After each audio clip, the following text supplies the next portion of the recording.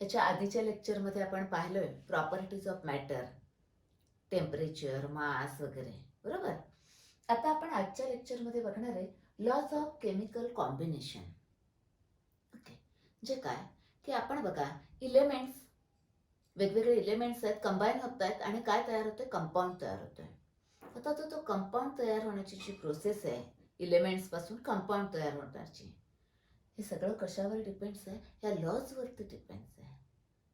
Okay, आता हे जेव्हा लॉज डिस्कवर्ड झाले त्यावेळी मॉलिक्युलर फॉर्म्युला माहिती नव्हता.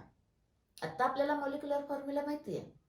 काय, कॅल्शियम कार्बोनेटचा मॉलिक्युलर फॉर्म्युला काय, CaCO3, किंवा वॉटरचा काय, H2, असं आपल्याला आता माहिती आहे. पण त्यावेळी मॉलिक्युलर फॉर्म्युला माहिती नव्हता. म्हणजे मॉलिक्युलर फॉर्म्युला माहिती व्हायच्या आधी हे लॉ सांगितलेले आहेत, बरोबर. आता आपण एक एक एक एक लॉ बघूया. आधी आपण नावं बघूया काय आहेत लॉची. Law of conservation of mass, नंतर आहे लॉ ऑफ डेफिनेट प्रपोर्शन, किंवा त्याला म्हणतात लॉ ऑफ डेफिनेट कंपोजिशन, बरोबर. पुढचा आहे लॉ ऑफ मल्टिपल प्रपोर्शन, नंतर गे-लुसॅक लॉ ऑफ गॅसियस व्हॉल्यूम, आणि त्याच्यानंतर आहे एवोगॅड्रो लॉ. आता ह्या लॉज वरती एक्झाम मध्ये क्वेश्चन कसे विचारतात. क्वेश्चन असतात बघा, state and explain law of multiple proportion, हा दुसरा कुठलाही, state and explain Gay Lussac law of gaseous volume. काय म्हटलंय, स्टेट अँड एक्सप्लेन, बरोबर. 2 मार्काला विचारतात. तर त्याच्यामध्ये काय अपेक्षित आहे, स्टेटमेंट, त्या लॉचं स्टेटमेंट लिहायचं, 1 मार्क. हे स्टेटमेंट लिहिताना नेहमी आपण पुस्तकात जसं दिले तसं लिहायचं, बरोबर.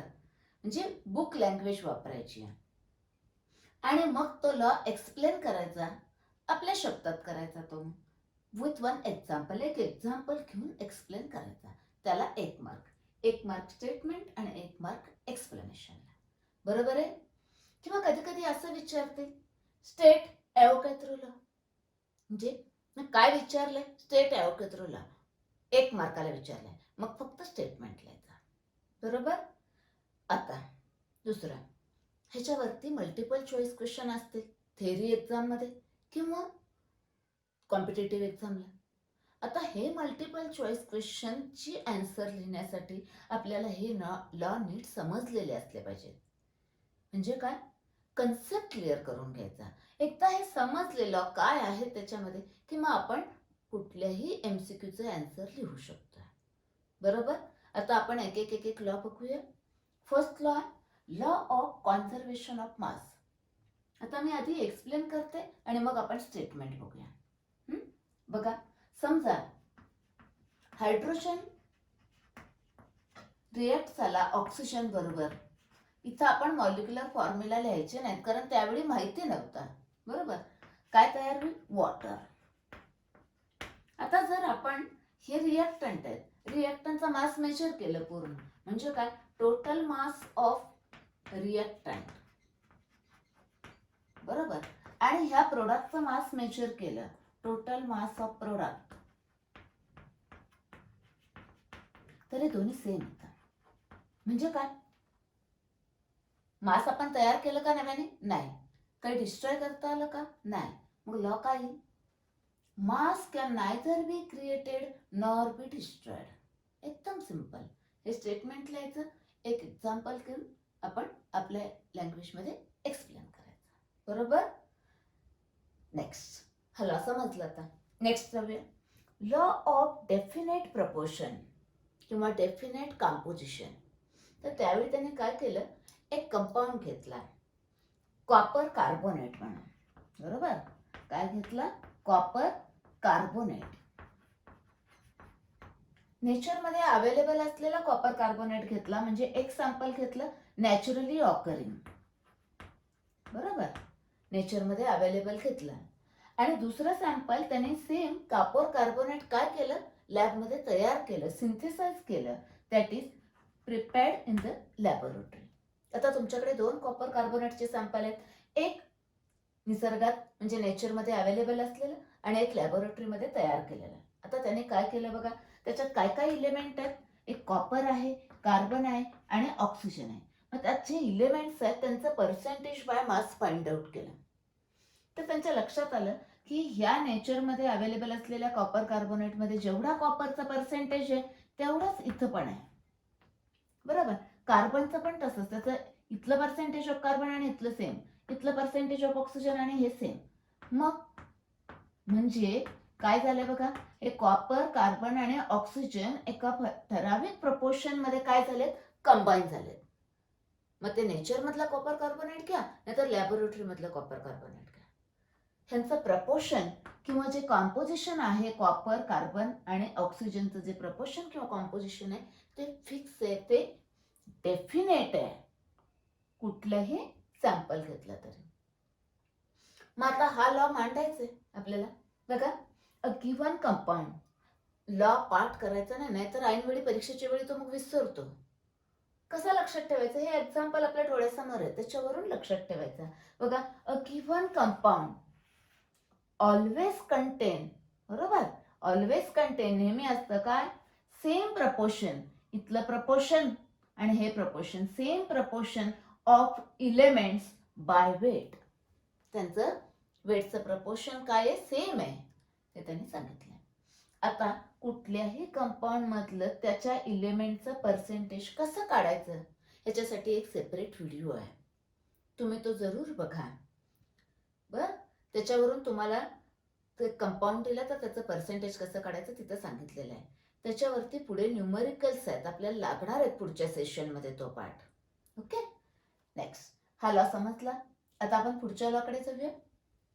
बघा, लॉ ऑफ मल्टिपल प्रपोर्शन नावात आहे बघा, मल्टिपल. ओके, काय मल्टिपल करतात.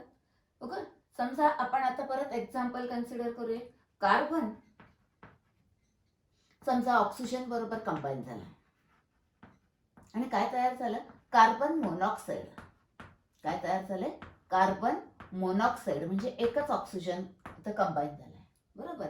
आणि इथं काय, कार्बन कंबाईन झाला ऑक्सिजन बरोबरच आणि इथं तयार झालं आपलं कार्बन डायऑक्साईड.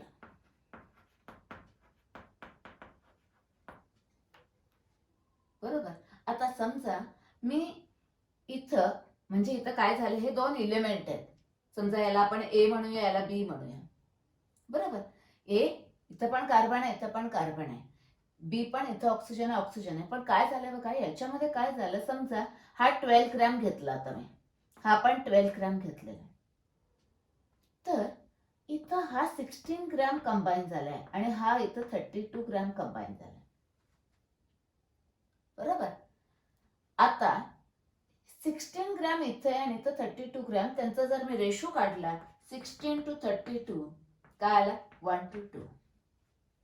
म्हणजे काय, हे कंबाईन होतोय दुसरा इलेमेंट एका रेशो मध्ये. आता तो आपण लॉ बघूया आधी, म्हणजे तुमच्या लक्षात येईल. बघा, when two elements A and B, आता हा A and B, when two elements A and B forms more than one compound, बरोबर, हे दोघं कंबाईन होऊन हा पण कंपाऊंड तयार होतोय आणि हा पण कंपाऊंड तयार होतोय.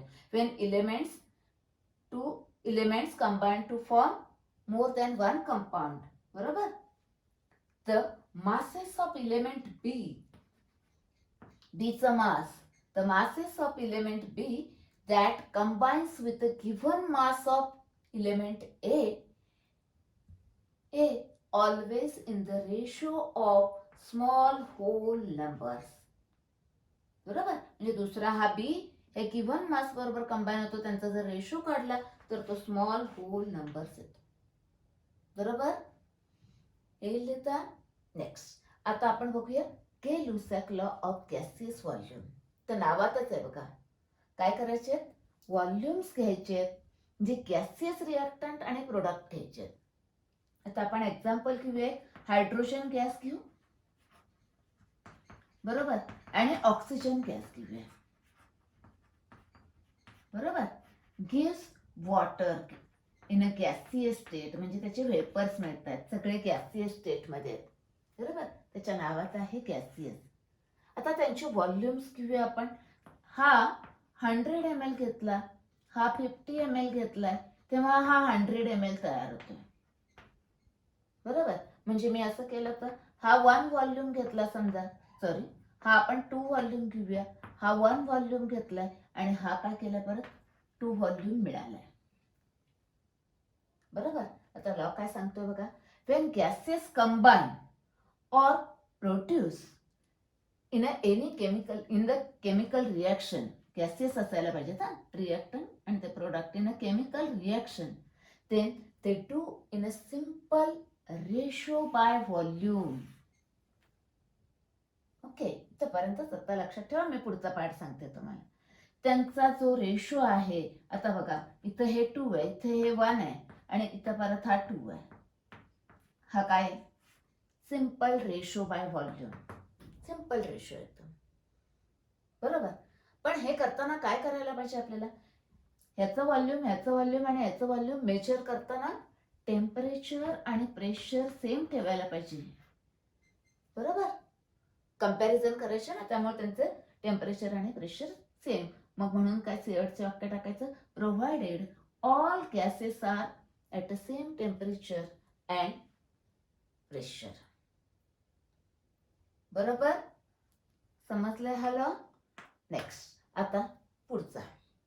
ऍक्च्युली तुम्ही जर हा लॉ आणि हा लॉ बघितला, इथे बघा, इथं बाय वेट घेतलंय, मास, त्यांचा रेशो आहे. ओके. आणि इथं फक्त ते व्हॉल्यूमच्या फॉर्म मध्ये आहे. बरोबर. तर समजा जर तुम्हाला असा प्रश्न विचारला तर, की समजा हायड्रोजन 10 व्हॉल्यूम घेतला तर वॉटर किती व्हॉल्यूम तयार होईल? येईल का सांगता? नाही. तुम्हाला ऑक्सिजन पण सांगायला लागेल मला. 10 व्हॉल्यूम ऑक्सिजन घेतला, समजा मी म्हणते हा 10 व्हॉल्यूम घेतला, हा 5 व्हॉल्यूम घेतला, तर हा किती तयार होईल? 10 + 5 15 करणार का? नाही. इथे बघा, हा किती आहे? 2 व्हॉल्यूम आहे, तेव्हा हा वॉटर किती तयार झालाय? 2. म्हणजे हा केवढा असतो तेवढा हा तयार झाला ना. म्हणजे इथं काय आहे, हे 10 व्हॉल्यूम जर H2 घेतला तर वॉटर किती तयार होईल? 10 व्हॉल्यूमच तयार होईल. बरोबर. नेक्स्ट, आता हा लॉ बघूया, एवोगॅड्रो लॉ. खूप सिंपल आणि सोपा आहे समजायला. बघा आता, समजा मी गॅसेस घेतले इक्वल व्हॉल्यूम मध्ये असे. आता आधी आपण काय करूया, हे इक्वल व्हॉल्यूमचे असे कंटेनर्स आहेत समजा. बरोबर. व्हॉल्यूम इक्वल आहे. हा तुम्हाला जरा छोटा दिसतोय. बरोबर. तसं नाहीये. मी आता काय करा, हे सगळे इक्वल व्हॉल्यूमचे आहेत. बरोबर. व्हॉल्यूम इक्वल आहे आणि त्याच्यामध्ये इथं हायड्रोजन गॅस आहे, इथं नायट्रोजन गॅस आहे, इथं आहे ऑक्सिजन गॅस आहे, इथं क्लोरीन गॅस आहे समजा. म्हणजे गॅस आहेत सगळे. बरोबर आहे. हे सगळे वेगवेगळे गॅसेस आहेत, पण त्यांचं व्हॉल्यूम सेम आहे. व्हॉल्यूम मी मेजर केलंय सेम टेम्परेचर आणि प्रेशरला. इथं जसं केलं होतं ना तसंच, कारण मला कंपॅरिझन करायचे. टेम्परेचर आणि प्रेशर मी सेम ठेवलंय. आता लॉ काय सांगतोय बघा, Avogadro law. According to Avogadro's law, equal volume of gases contain equal number of molecules. म्हणजे इथे यांचे व्हॉल्यूम सेम आहे, तर याच्यामधले हायड्रोजनचे मॉलिक्यूल समजा एक्स आहेत, तर इथं नायट्रोजन पण एक्स मॉलिक्यूल आहेत, ऑक्सिजन पण एक्स मॉलिक्यूल आहेत, तर हे पण एक्स मॉलिक्यूल. एकदम simple. Equal volume of gases contain equal number of molecules at same temperature and pressure. Volumes are measured at same temperature and pressure. बघा, equal volumes of all gases at the same temperature and pressure contain equal number of molecules. Actually, आता इथं आपल्याला आता माहिती आहे item आणि molecule different आहेत ते. त्यावेळी पहिल्यांदा एवोगॅड्रोने कन्सेप्ट सांगितलं की ॲटम आणि मॉलिक्यूल हे वेगवेगळे कन्सेप्ट आहेत. बरोबर. आता ह्याचा पुढचा पार्ट आपण पुढच्या लेक्चरला बघूया. ओके.